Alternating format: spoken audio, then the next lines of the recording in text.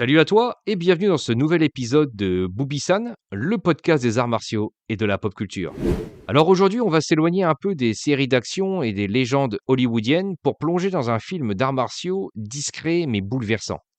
Un film qui conte l'histoire d'une grande figure de la Chine médiévale, figure connue dans le monde entier. Mais avant de te parler du film, j'aimerais revenir sur celle qui l'inspire, Mulan. Comme à ton habitude, installe-toi confortablement car nous allons passer un petit moment ensemble à découvrir ou redécouvrir l'histoire de cette femme légendaire. Qui est Mulan? Alors de son vrai nom, Hua Mulan, Mulan qui signifie magnolia en mandarin, est une figure emblématique du folklore chinois popularisée par le poème La Ballade de Mulan, probablement écrit entre le 4e et le 6e siècle de notre ère. L'histoire raconte comment une jeune fille, pour épargner à son père âgé le poids de la guerre, décide de se déguiser en homme pour partir au combat à sa place. Elle cache son identité pendant des années, commande des troupes, gagne le respect de ses compagnons et lorsqu'on lui offre des titres ou des récompenses, elle refuse. Elle rentre chez elle, simplement, humblement. Et tu vois, la légende ne dit pas si Mulan a réellement existé, mais au fond, c'est pas grave car Mulan, qu'elle ait vécu ou non, elle a fait ce que seuls les héros font, elle a traversé le temps. Le film Mulan la légende, sorti en 2009, co-réalisé par Wei Dong et Jingle Ma. Alors Jingle Ma, il faut savoir qu'il est avant tout connu pour des comédies d'action hongkongaises. Ils ont choisi de raconter cette histoire sans magie, sans artifice et aussi sans le petit dragon Mouchou. Le film, il dure environ 2 heures. Il a coûté 6,7 millions de dollars et il a remporté la modique somme de 304 millions de dollars. Il a cartonné non seulement en Chine, mais aussi partout en Asie. Mulan, elle est interprétée par la très belle Zhao Wei. Alors, il faut savoir qu'elle n'était pas la seule actrice pressentie pour ce rôle. Il y avait derrière elle des pointures de l'industrie cinématographique chinoise, comme par exemple Michelle Yeoh, qui est connue pour ses collaborations avec Jackie Chan, ou aussi pour sa participation dans le film Tigre et Dragon, qui est considérée comme la reine du cinéma d'action asiatique, rien que ça. Ou encore Liu Yifei, qui finira par interpréter Mulan dans le film éponyme produit par Disney en 2020. L'histoire du film, tu la connais, hein, on suit Mulan, fille d'un vétéran malade qui décide de prendre sa place dans l'armée, déguisée en homme. Elle gravit les rangs, devient une figure clé de la défense du pays et fait face à la dureté de la guerre. Le film adopte volontairement un ton sobre, réaliste, sans magie ni symbole fantastique. Il est avant tout centré sur le sens du sacrifice, de l'honneur et du poids de la responsabilité d'un leader. Alors, je vais te partager quelques anecdotes intéressantes.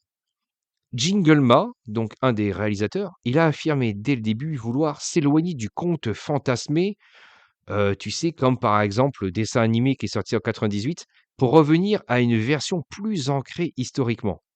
Alors cela inclut plusieurs choses, hein, comme par exemple une reconstitution fidèle des costumes, des décors et de la hiérarchie militaire des dynasties du Nord, une représentation rigoureuse des rapports entre hommes et femmes dans la Chine ancienne, et, comme je le disais donc, un ton dramatique qui est volontairement plus sombre et plus mature, notamment autour des sujets comme la guerre, les pertes humaines, l'honneur et le sacrifice. Alors concernant les arts martiaux, il y a beaucoup de choses à dire. Il faut savoir que l'équipe a fait appel à des experts en combat traditionnel militaire chinois et aussi à des historiens pour reproduire les techniques qui étaient vraiment utilisées sur les champs de bataille à cette époque-là. Alors il y a des faits intéressants, notamment en ce qui concerne le tir à l'arc à cheval. Mulan, elle est souvent représentée avec un arc, hein. Je ne sais pas si tu as pu voir plusieurs représentations d'elle. Dans ce film, cette compétence, elle est mise en avant avec un certain réalisme. Le tir à cheval, il est exécuté de la manière la plus proche possible de celle pratiquée à l'époque par les armées chinoises du Nord, influencées directement par les techniques mongoles. Alors j'ai vu il y a quelques jours un documentaire sur Arte. C'était sur Gengis Khan, tu sais, le légendaire chef de guerre mongol, qui n'était pas simplement un chef de guerre d'ailleurs. Et donc dans ce documentaire, tu vois un facteur d'arc qui explique en fait comment tirer les archers montés à l'époque. Et donc selon lui, les Occidentaux, donc quand ils tirent, ils coincent la flèche entre l'index et le majeur. Les Mongols, ils coincent la flèche entre le pouce et la corde, ce qui fait que en fait la flèche ne bouge pas quand tu tournes à droite, à gauche, quand tu tires à cheval. Et donc c'est à ça que l'actrice Zhao Wei a été formée de façon assez intensive. Elle a également suivi un entraînement équestre aussi, mais pas uniquement, également aussi un entraînement martial qui était assez intensif.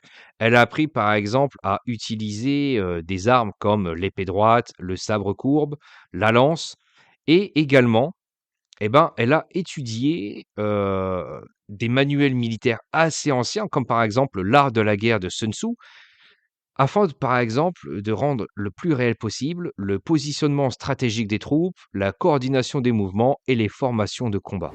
Dans ce film, Mulan est une guerrière qui est quand même assez crédible.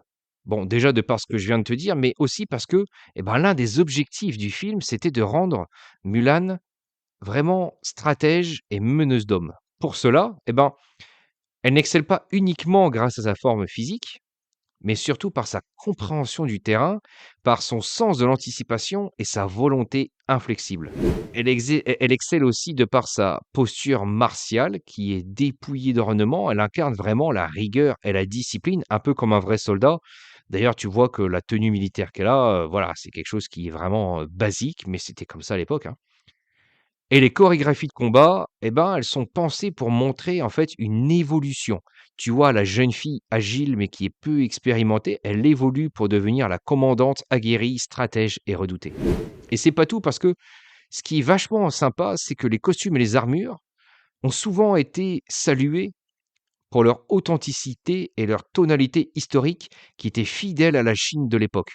Très loin des teintes vives ou des teintes flamboyantes d'un blockbuster, tu l'auras sûrement compris, ce film, c'est pas un simple film de kung-fu ou un simple film de guerre, c'est avant tout une œuvre cinématographique qui se veut historiquement réaliste. Le film, il a reçu plusieurs récompenses en Asie, comme par exemple celui de la meilleure actrice pour Zhao Wei, mais également, pour la meilleure chanson originale. Et tu vois, ce qui distingue Mulan des autres guerriers, ce n'est pas seulement sa maîtrise technique, mais c'est aussi sa capacité à transcender les limites imposées par les conventions sociales. Mulan, elle ne combat pas comme un homme. Elle combat comme Mulan, en utilisant son intelligence, son adaptabilité et sa persévérance. Et à cette époque, la tradition martiale chinoise, elle valorisait l'harmonie entre la force et la souplesse, entre la discipline externe et la sagesse interne. On peut dire qu'en ce sens, Mulan, elle incarne parfaitement cet idéal. Elle incarne parfaitement la fameuse philosophie du yin et du yang. Elle ne nie pas sa féminité, mais elle l'honore et elle l'utilise. Et d'ailleurs, dans le monde du MMA, tu as des athlètes, par exemple, comme la championne Zhang Weili, eh ben, elle cite explicitement Mulan comme source d'inspiration, ce qui prouve que cette guerrière légendaire, elle continue d'influencer celle qui repousse les frontières du possible. Et c'est peut-être là, d'ailleurs, que réside la plus grande leçon martiale de Mulan.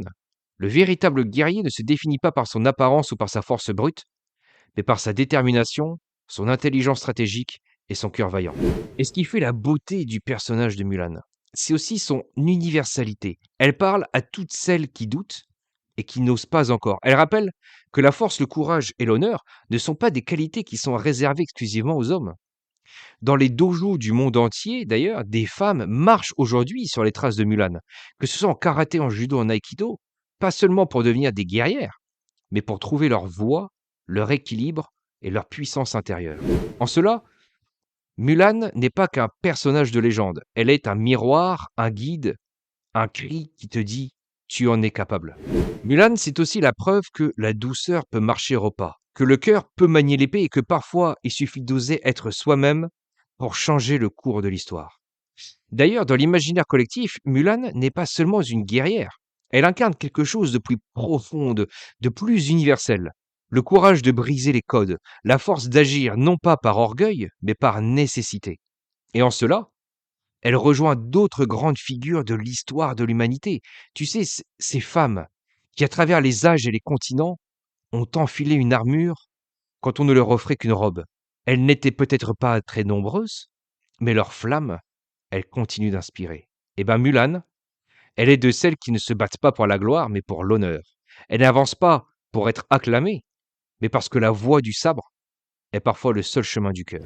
Tu l'auras compris, Mulan, la légende, ce n'est pas un film spectaculaire, c'est un film qui est honnête, lent et qui est aussi dur et beau.